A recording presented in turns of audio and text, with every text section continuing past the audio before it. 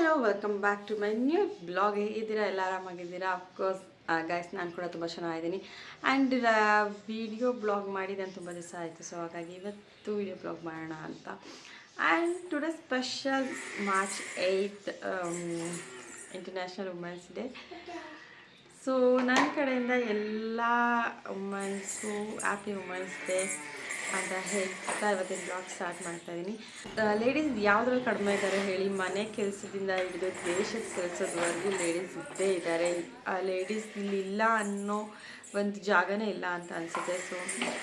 So ಯಾವುದು ಮಾಡೋಕ್ಕಾಗಲ್ಲ ಅನ್ನೋದಿಲ್ಲ. ಅಫ್ಕೋರ್ಸ್ ಅದರಲ್ಲೂ ಲೇಡೀಸ್ ಕೈಲಿ ಯಾವುದೇ ಮಾಡೋಕ್ಕಾಗಲ್ಲ ಅನ್ನೋದಂತೂ ಇಲ್ಲವೇ ಇಲ್ಲ. ಸೊ ಅಂಥ ಲೇಡೀಸ್ಗೆ ಸ್ಪೆಷಲ್ ಡೇ ಇದು, March 8th international women's day. ತುಂಬ ಕಡೆ ತುಂಬ ಚೆನ್ನಾಗಿ ಸೆಲೆಬ್ರೇಟ್ ಮಾಡ್ತಾರೆ. ಆ್ಯಸ್ ಎ ಹೌಸ್ ವೈಫ್ ನಾನು ಯಾವ ಥರನೂ ಸೆಲೆಬ್ರೇಟ್ ಮಾಡಲ್ಲ. ಜಸ್ಟ್ ಎಲ್ಲರಿಗೂ ವಿಶ್ ಮಾಡೋದಕ್ಕಾಗ ನಾನು ಸೆಲೆಬ್ರೇಟ್ ಮಾಡ್ತೀನಿ ಅಷ್ಟೇ. ಬೇರೆ ಥರ ಇನ್ನೂ ಸೆಲೆಬ್ರೇಟ್ ಮಾಡೋಕ್ಕೆ ಚಾನ್ಸ್ ಇಲ್ಲ ಅಂತಲ್ಲ. ಯಾವ ಥರ ಅಂದರೆ ಒಂದು ವರ್ಕ್ ಪ್ಲೇಸ್ ಆಗಿದ್ರೆ ಚೆನ್ನಾಗಿ ಸೆಲೆಬ್ರೇಟ್ ಮಾಡ್ಬೋದಿತ್ತು. ನಾನು ನಮ್ಮ ಅಮ್ಮಂಗೆ ವಿಶ್ ಮಾಡಿದ್ರೆ ನಮ್ಮ ಮನೆಯವ್ರು ನನಗೆ ವಿಶ್ ಮಾಡಿದ್ರು ಅಷ್ಟೇ. So again happy women's day ಅಂತ. ಬನ್ನಿ ನೆಕ್ಸ್ಟ್ ಹೋಗೋಣ. ಆ್ಯಂಡ್ ಇವತ್ತು ಪರಿಣಿತ್ ಇಲ್ಲ, ಅವನು ಬಂದು ಊರಿಗೆ ಹೋಗಿದ್ದಾನೆ. ಯಾಕಂದರೆ ನಾಳೆ ಅವ್ರ ಅತ್ತೆ ಮನೇಲಿ, ಅಂದರೆ ಅವರು ಕಪ್ಪಡಿಲಿ ಈಗ ಜಾತ್ರೆ ನಡೆಯುತ್ತೆ ಅಲ್ವಾ, ಫೆಬ್ರವರಿ ಶಿವರಾತ್ರಿಯಿಂದ ಯುಗಾದಿವರೆಗೂ ಅಲ್ಲಿ ಜಾತ್ರೆ ನಡೆಯುತ್ತೆ. ಸೊ ಆ ಟೈಮಲ್ಲಿ ಅವ್ರ ಅತ್ತೆ ಮನೆಯಲ್ಲಿ ಮರಿ ಹೊಡೆದು ಅಲ್ಲಿ ಹಬ್ಬ ಮಾಡ್ತಾರೆ. ಸೊ ಹಾಗಾಗಿ ಅವರು ಇವತ್ತು ಮತ್ತು ನಾಳೆ ಕಪ್ಪಡಿ ಹೋಗೋದ್ರಿಂದ ಇವನು ಕೂಡ ನಾಳೆ ಹೋಗೋಕ್ಕೆ ಅಂತ ಹೋಗಿದ್ದಾನೆ. ಆ್ಯಂಡ್ ನಾನು ಹೋಗಿಲ್ಲ, ನೋಡೋಣ. ಆದರೆ ನಾಳೆ ಕಪ್ಪಡಿ ವೀಡಿಯೋಸ್ ಕೂಡ ಶೇರ್ ಮಾಡೋಕ್ಕೆ ಟ್ರೈ ಮಾಡ್ತೀನಿ. ಯಾಕಂದರೆ ನಮ್ಮ ಮನೆಯವರು ಹೋಗಿರೋದ್ರಿಂದ ಅವರು ಅದನ್ನು ಟ್ರೈ ಮಾಡಿ ವೀಡಿಯೋಸ್ ಆದರೆ ತಂದ್ಕೊಡಿ ಅಂತ ಹೇಳ್ತೀನಿ. ಅದನ್ನು ನಿಮ್ಮ ಜೊತೆ ಶೇರ್ ಮಾಡ್ತೀನಿ. ಆ್ಯಂಡ್ ಇವತ್ತು ಸಂಜೆ ನಮ್ಮೂರಲ್ಲಿ ಸಂತೆ, ಶನಿವಾರ ಅಂದರೆ ಸಂತೆ, ಅಮ್ಮ ಸಂತೆಗೆ ಹೋಗಿದ್ದಾರೆ. ಅಮ್ಮ ಬರೋಳಗಡೆ ಏನಾದ್ರು ಸ್ನ್ಯಾಕ್ಸ್ ಮಾಡು ಅಂತ ಹೇಳಿದರು. ಒಂದು ಮೀಶೋದಿಂದ ಆರ್ಡರ್ ಇತ್ತು, ಅದನ್ನು ತೋರಿಸೋಣ ಅಂತ ಅಂದ್ಕೊಂಡಿದ್ದೀನಿ. ಆ್ಯಂಡ್ ಚೆನ್ನಾಗಿ ಬಂದಿದೆ, ನಂಗೆ ತುಂಬ ಇಷ್ಟ ಆಯಿತು. ನನಗೆ ಇಷ್ಟ ಆದರೆ ಮಾತ್ರ ನಾನು ನಿಮ್ಮ ಜೊತೆ ಶೇರ್ ಮಾಡ್ಕೊತೀನಿ, ಅದೇ ಶೇರ್ ಮಾಡ್ಕೊಳ್ಳೋಲ್ಲ. ಏನು ವಿಡಿಯೋ ಅಂದರೆ ಏನು ತರಿಸಿದೆ ಅಂತ ನಾನು ನಿಮಗೆ ತೋರಿಸ್ತೀನಿ. ಸೊ ಇದು ಬಂದು ಸ್ಯಾರಿ ನಾನು ತರಿಸಿದ್ದು, ನನ್ನ ತಂಗಿ ತಂದಿದ್ದು ಗೋಲ್ಡ್ ಸ್ಯಾರಿ. ನನಗೆ ಗೋಲ್ಡ್ ಸ್ಯಾರಿ ಅಂದರೆ ತುಂಬ ಇಷ್ಟ. ಸೊ ನನ್ನ ಹತ್ರ ಯಾವುದೇ ಥರದ್ದು ಒಂದು ಗೋಲ್ಡ್ ಸ್ಯಾರಿ ಇರಲಿಲ್ಲ, ಅದಕ್ಕೋಸ್ಕರ ಇದು ಬ್ಯಾಂಗ್ಳೂರಿಂದ ತಂದು. ಯಾಕಂದರೆ ಇದು ಬಂದು 9 ಮಂತ್ಗೆ ನಾವು ರಿಟರ್ನ್ ನನ್ನ ಅಮ್ಮನ ಮನೆಯಿಂದ ಕಳಿಸ್ತಾರಲ್ಲ, ಆವಾಗ ಹೊಸ ಸೀರೆಯಲ್ಲಿ ಉಡಿಸೋದು ವಾಡಿಕೆ. ನಮ್ಮಮ್ಮ ಲಾಸ್ಟ್ ಪರಿಣಿತ್ ಬಾಣ್ತಿಲಿ ಸಹ ನನಗೆ ಹೊಸ ಸೀರೆ ಉಡಿಸಿ ಕಳಿಸಿದ್ರು. ಸೊ ಹಾಗಾಗಿ ಇದು ಬಂದು ನಮ್ಮ ಪ್ರಿಯಾ ಏನು ವರ್ಕ್ ಮಾಡಿ ಜಯದೇವ್ ಹಾಸ್ಪಿಟಲಲ್ಲಿ ಒಬ್ಬರು ಪೇಷಂಟ್ ಅಡ್ಮಿಟ್ ಆಗಿದ್ದಾರಂತೆ. ಸೊ ಅವ್ರ ಕಡೆಯವರು ನೇಕಾರು ಅವರು ಅವರು ಪ್ಯಾಟ್ರನ್ ತೋರಿಸಿದ್ರು, ಈ ಥರ ಸ್ಯಾರೀಸ್ ಇದೆ ಬೇಕಾ ನೋಡಿ, ಬೇಕಾದ್ರೆ ತಂದು ಕೊಡ್ತೀನಿ ಅಂತ ತೋರಿಸಿದ್ರಂತೆ. ಸೊ ನನಗೆ ಕೇಳಿದ್ರು, ನನಗೆ ಗೋಲ್ಡ್ ಕಲರ್ ಸ್ಯಾರಿ ಅಂದರೆ ತುಂಬ ಇಷ್ಟ ಅಂತ ಹೇಳಬೇಕು ಅಂತ. ಅಂದರೆ ಇದು ನಾವು ಶಾಪಲ್ಲಿ ತೊಗೋತೀವಿ ಅಂದರೆ ಅರೌಂಡ್ 3.5 ಅಂತೂ ಗ್ಯಾರಂಟಿ, ಮಿನಿಮಮ್ 4 ಅಂತೂ ಗ್ಯಾರಂಟಿ. ಸ್ಯಾರೀಸ್ ಅಷ್ಟೇ ಚೆನ್ನಾಗಿದೆ. ನೀವು ನೋಡ್ಬೋದು ಇಲ್ಲಿ ಡಿಸೈನ್ಸ್ ಎಷ್ಟು ಚೆನ್ನಾಗಿದೆ ಅಂತ ಅಂದ್ಬಿಟ್ಟು. ಅಂದರೆ ಇದು ಫುಲ್ ಗೋಲ್ಡ್ ಇರೋದ್ರಿಂದ ನಿಮ್ಗೆ ಅಷ್ಟು ಕಾಣಿಸ್ತಿಲ್ಲ. ಆ್ಯಂಡ್ ಇದು ಬಂದು ಫುಲ್ ಬುಟಾಸ್ ಇದೆ. ಇದು ಬಂದು ನಾನು ಇಷ್ಟಪಟ್ಟು ತರಿಸಿದ್ದೆ ಸ್ಯಾರಿ. ಬಂದು ಇದಕ್ಕೆ ಬ್ಲೌಸ್ ಬಂದು ಪ್ಲೇನ್ ಗೋಲ್ಡ್ ಇದೆ. ಸೊ ಹಾಗಾಗಿ ಇದನ್ನು ನಾವು ಎಂಬ್ರಾಯ್ಡ್ರಿ ಎಲ್ಲ ಮಾಡಿಸೋಣ ಅಂತಂದರೆ ಅರೌಂಡ್ 1000 ಅಂತೂ ಬೇಕೇ ಬೇಕು. ಅದಕ್ಕೋಸ್ಕರ ನಾನು ಉಡೋದು ಸೀರೆನ ರೇರ್. ಆ್ಯಂಡ್ ಗೋಲ್ಡ್ಗೆ ಗೋಲ್ಡ್ ಹಾಕ್ಕೊಳ್ಳೋಕ್ಕೆ ಮದುಮಗಳಂತೂ ಅಲ್ವೇ ಅಲ್ಲ. ಆಲ್ರೆಡಿ 6 years ಕಂಪ್ಲೀಟ್ ಆಯ್ತಾ ಬಂತು. ಸೊ ಮದುಮಗಳಂತೂ ನಾನಲ್ಲ. ಗೋಲ್ಡ್ಗೆ ಗೋಲ್ಡ್ ಹಾಕಲಿಕ್ಕೆ, ಸೊ ಯಾಕೆ ಎಂಬ್ರಾಯ್ಡ್ರಿ ಮಾಡಿಸಿ ಗೋಲ್ಡ್ಗೆ ಗೋಲ್ಡ್ ಹಾಕಲಿಕ್ಕೆ ಯಾವುದೇ ಆ ಥರ ಅಲ್ಲ. ಯಾಕೆಂದರೆ ಈಗೆಲ್ಲ ಟ್ರೆಂಡ್ ಇರೋದೇನೆಂದರೆ ಅದು ದಾರೆಗೆ ಗೋಲ್ಡ್ ಆ್ಯಂಡ್ ಗೋಲ್ಡ್ ಹಾಕ್ಕೊಳ್ಳೋದು ಟ್ರೆಂಡ್ ಇದೆ. ಸೊ ಗೋಲ್ಡ್ ಆ್ಯಂಡ್ ಗೋಲ್ಡ್ ಬೇಡ ಅನ್ನಿಸ್ತು. ಸೊ ಹಾಗಾಗಿ ಇದಕ್ಕೆ ಮ್ಯಾಚಿಂಗ್ ಬ್ಲೌಸ್ ತರಿಸೋಣ ಅಂತ ಮೀಶೋದಲ್ಲಿ ಆರ್ಡ್ರ್ ಮಾಡಿದ್ದೆ. ಸೊ ನನಗೆ ತುಂಬ ಖುಷಿ ಆಯಿತು. ಬಿಕಾಸ್ ನಾನು ಎಕ್ಸ್ಪೆಕ್ಟ್ ಮಾಡಿರಲಿಲ್ಲ, ಈ ಕ್ವಾಲಿಟಿ ಬ್ಲೌಸ್ನ ನಾನು ಎಕ್ಸ್ಪೆಕ್ಟ್ ಮಾಡಿರಲಿಲ್ಲ.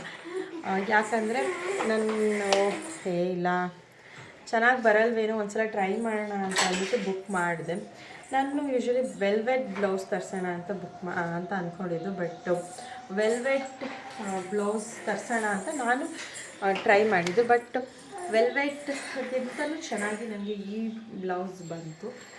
ತುಂಬ ಅಂದರೆ ತುಂಬ ಇಷ್ಟ ಆಯಿತು ಬಸ್ ನನಗೆ. ಸೊ ಹಾಗಾಗಿ ನಾನು ಇದನ್ನು ನಿಮಗೆ ತೋರಿಸ್ತಾ ಇದ್ದೀನಿ. ಅಲ್ಲಿ ನೋಡಿದ್ದು ವರ್ಕೆಲ್ಲ ಹೇಗಿದೆ. ಆ್ಯಂಡ್ ಇದು ಬಂದು ಸ್ಲೀವ್ಸ್, ಇಲ್ಲಿ ಬಂದು ಫ್ರಂಟ್ ಆ್ಯಂಡ್ ಸೊ ಇದು ಬಂದು ಬ್ಯಾಕ್. ಇದು ನೋಡಿದ್ರಲ್ಲ, ಇದು ಬಂದು ಕಂಪ್ಲೀಟ್ ವರ್ಕ್ ಇದೆ. ಸೊ ಇದು ಸ್ಯಾರಿ ಪದ ತುಂಬ ಚೆನ್ನಾಗಿ ಕಾಣಿಸ್ತಾ ಇತ್ತು. ಹಾಗಾಗಿ ನಾನು ನೋಡೋಣ ಅಂತ ತರಿಸಿದ್ದು ಬ್ಲೌಸ್. ಇದು ಇಷ್ಟು ಚೆನ್ನಾಗಿ ಬರುತ್ತೆ ಅಂತ ಅಂದ್ಕೊಂಡಿದ್ದೆ. ಸೊ ಹಾಗಾಗಿ ನಾನು ಇದೇ ಬ್ಲೌಸ್ನ ಮಾಡಿಟ್ಕೊಂಡೆ. ನಾನು ಯಾವುದೇ ಥರ ಚೇಂಜಸ್ ಮಾಡಿಲ್ಲ. ಆ್ಯಂಡ್ ಇದಕ್ಕೆ ಲೈನಿಂಗ್, ಇನ್ನರ್ ಕೂಡ ಲೈನಿಂಗ್ ಇದೆ. ನೀವು ನೋಡ್ಬೋದು, ಲೈನಿಂಗ್ ಕೂಡ ಕಾಣಿಸುತ್ತೆ. ಸೊ ಇಲ್ಲಿ ಬಫ್ ಇದೆ, ಬಫ್ ಬೇಕೋದ್ರೆ ಇಟ್ಕೋಬೋದು, ಇಲ್ಲಾಂದರೆ ನಾವು ಅದನ್ನು ತೆಗೆದ್ಬೋದು. ನನಗೆ ನನಗೆ ಇಷ್ಟ ಆಗಲ್ಲ. ಸೊ ನಾನು ಇದೆಲ್ಲ ರೆಡಿ ಮಾಡಿಸಿ ನನಗೆ ಫಿಟ್ಟಿಂಗ್ ಮಾಡಿಸ್ಬೇಕು. ಸ್ವಲ್ಪ ದೊಡ್ಡದೇ ತರಿಸಿರೋದು. ಸೊ ಇದನ್ನು ಫಿಟ್ಟಿಂಗ್ ಮಾಡಿಸ್ಬೇಕು. ಆ್ಯಂಡ್ ಬ್ಯಾಕ್ ಥ್ರೆಡ್ಗೂ ಸಹ ಕುಚ್ಚಿದೆ ನೋಡಿ. ಸೊ ಚೆನ್ನಾಗಿದೆ ಗೈಸ್. ನಾನು ಫಸ್ಟ್ ಟೈಮ್ ಮೀಶೋದಲ್ಲಿ ಬ್ಲೌಸ್ ತರಿಸಿದ್ದು, ನೋಡ್ತಾ ಇದ್ದೆ. ಬಟ್ ಅಷ್ಟು ಚೆನ್ನಾಗಿರೋದೇನೋ ಅಂತ ಸುಮ್ಮನಾಗಿದೆ. ಬಟ್ ಆದರೆ ಎಷ್ಟು ಚೆನ್ನಾಗಿ ಬ್ಲೌಸ್ ಬರುತ್ತೆ ಅಂತ ನನಗೆ ಗೊತ್ತಿರಲಿಲ್ಲ. ತುಂಬ ಇಷ್ಟ ಆಯಿತು ನನಗೆ. ಇದು ಬಂದು ಅರೌಂಡ್ 360 ಅನಿಸುತ್ತೆ ಈ ಬ್ಲೌಸ್ ಅಷ್ಟೇ. ಈಗ ನನಗೆ ಈ ಬ್ಲೌಸಲ್ಲಿ ಮೇನ್ ಇಷ್ಟ ಆಗಿದೆ ಈ ನೆಕ್ ಡಿಸೈನ್ ಅಷ್ಟು ಚೆನ್ನಾಗಿದೆ. ಆ್ಯಂಡ್ ಈ ಡಿಸೈನ್ಗಳು ಕೂಡ ತುಂಬ ಓವರಾಗಂತೂ ಕಾಣಿಸಲ್ಲ, ಕೆಟ್ಟಾಗಂತೂ ಕಾಣಿಸಲ್ಲ, ಆ ಥರ ಏನಿಲ್ಲ. ಮೈಲ್ಡಾಗಿ ಶುಂಠಿ ವರ್ಕ್ ಆಗಿರ್ಬೋದು, ಥ್ರೆಡ್ ವರ್ಕ್ ಆಗಿರ್ಬೋದು, ತುಂಬ ಚೆನ್ನಾಗಿದೆ. ಇನ್ ಕೇಸ್ ಇದು ಯಾರಾದ್ರು ಬೇಕು ಅಂದರೆ ಆರಾಮಾಗಿ ಬೈ ಮಾಡಿ. ಬೇಕು ಅಂದರೆ ನಾನು ಡಿಸ್ಕ್ರಿಪ್ಷನಲ್ಲಿ ನಾನು ಇದರ ಲಿಂಕ್ ಕೂಡ ಶೇರ್ ಮಾಡ್ತೀನಿ. ಇನ್ ಕೇಸ್ ನಿಮ್ಗೆ ಇಷ್ಟ ಆದರೆ ಇದರಲ್ಲಿ ಕಲರ್ಸ್ ಕೂಡ ಅವೈಲೇಬಲ್ ಇದೆ, ಯಾರು ಬೇಕಾದ್ರೂ ತೊಗೊಳ್ಳಿ. ಓಕೆನಾ. And quality was best. ನನಗೆ ತುಂಬ ಇಷ್ಟ ಆಗಿರೋದ್ರಿಂದ ನಾನು ಇದನ್ನು ನಾನು ನಿಮಗೆ ತೋರಿಸ್ತಾ ಇದ್ದೀನಿ. ಯಾಕಂದರೆ ನನ್ನ ವಾಯ್ಸ್ ಜೊತೆ ಅವ್ನ ವಾಯ್ಸ್ ಕೂಡ ಕೊಡ್ತಾ ಇದ್ದೇನೆ. ಏನು ಮಾಡ್ತಿದ್ದಾನೆ ಅಂತ ನೋಡಿ. ನಾನು ಹಿಂದೆನೇ ಇದ್ದಾನೆ. ಹಾಯ್ ಮಾಡ್ತೀನಿ. ಹಾಯ್ ಹಾಯ್ ಹಾಯ್ ಮಾಡು.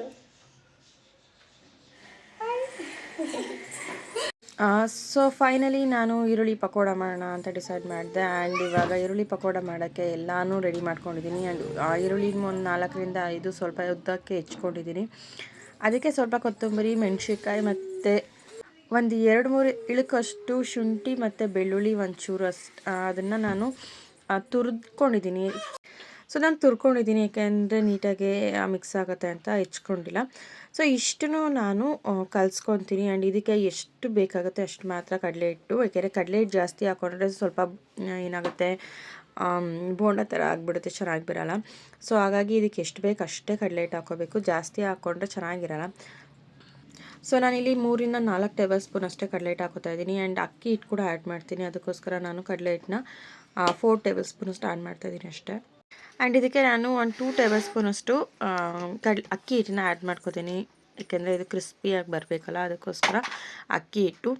ಆ್ಯಂಡ್ ಇದಕ್ಕೆ ನಾವು ನೆಕ್ಸ್ಟ್ ಬಂದು ರುಚಿಗೆ ಎಷ್ಟು ಬೇಕು ಅಷ್ಟೇ ಉಪ್ಪು ಆ್ಯಡ್ ಮಾಡ್ಕೊಬೇಕು. ಆ್ಯಂಡ್ ನನ್ನ ಕೈಲಿ ಸ್ವಲ್ಪ ಉಪ್ಪಾಗುತ್ತೆ ಅಂತ ಯಾವಾಗಲೂ ಹೇಳ್ತಾ ಇರ್ತಾರೆ. ಸೊ ನಾನು ಹಾಗಾಗಿ ಸ್ವಲ್ಪ ಕಮ್ಮಿನೇ ಉಪ್ಪು ಆ್ಯಡ್ ಮಾಡ್ತಾಯಿದ್ದೀನಿ.